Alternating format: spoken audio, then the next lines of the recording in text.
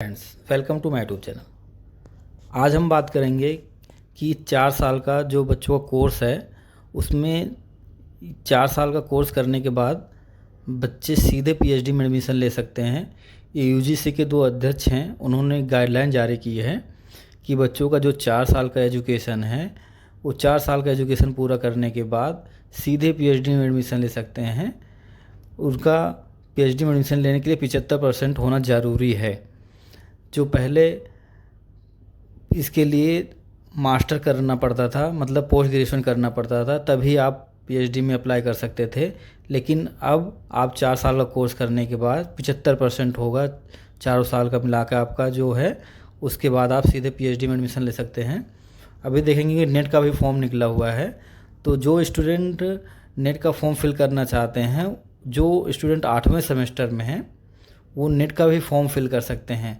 पहला नेट का form fill करने के लिए आपके पास पोस्ट ग्रेजुएशन होना ज़रूरी था, लेकिन अब जो 4 साल का बैचलर डिग्री है बच्चे का, जो बच्चा 8वें सेमेस्टर में है, वो अब नेट का भी फॉर्म सीधे फिल कर सकता है और अब सीधे पीएचडी में एडमिशन लेने के लिए आवेदन कर सकता है।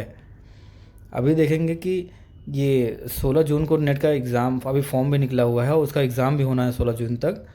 तो वो बच्चे जो 8वें सेमेस्टर में हो इसको अप्लाई कर सकते हैं और पीएचडी के लिए 75% ग्रेड होना ज़रूरी है।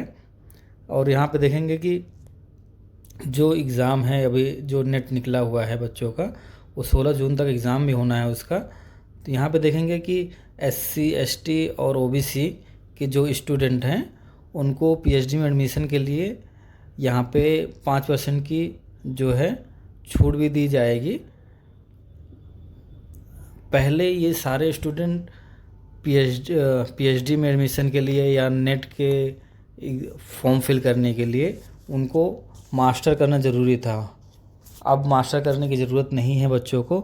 सीधे अगर पीएचडी में उनको एडमिशन लेना है या नेट का एग्ज़ाम देना है, उसके लिए 4 साल का जो एनईपी का कोर्स है वो स्टूडेंट तुरंत अप्लाई कर सकते हैं। Thank you for watching us. Student को कुछ समझ में नहीं आता है तो हमें कमेंट कर सकते हैं। Thank you.